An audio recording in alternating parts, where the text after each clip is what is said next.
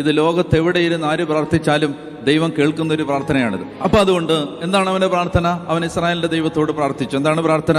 ദൈവമേ, അങ്ങ് എന്നെ അനുഗ്രഹിച്ച് എൻ്റെ അതിരുകൾ വിസ്തൃതമാക്കണമേ. യെശയ്യാ 54 ഇതാ വായിച്ചത്. എന്താണ്? നിന്റെ കൂടാരത്തിന്റെ അതിരുകൾ വിസ്തൃതമാക്കുക. ഇതാണ് അവൻ പ്രാർത്ഥിച്ചത്. ദൈവമേ, എൻ്റെ അതിരുകൾ, എന്നെ അനുഗ്രഹിച്ച് എൻ്റെ അതിരുകൾ വിസ്തൃതമാക്കണമേ.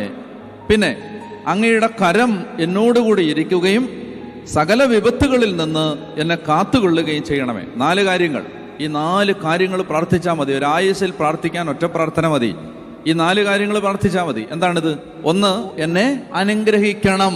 ഒന്നാമത്തേതാണ് എന്നെ അനുഗ്രഹിക്കണം. 2, എൻ്റെ അതിരുകൾ വിസ്തൃതമാക്കണം. 3, അങ്ങയുടെ കരം എന്നോടുകൂടെ ഇരിക്കണം. 4, വിപത്തുകളിൽ നിന്ന് എന്നെ കാത്തുകൊള്ളണം. ഈ 4 കാര്യങ്ങളാണ് യാബസ് പ്രാർത്ഥിച്ചത്. അവിടെ പറയുകയാണ്, അവന്റെ പ്രാർത്ഥന ദൈവം കേട്ടു. ദൈവം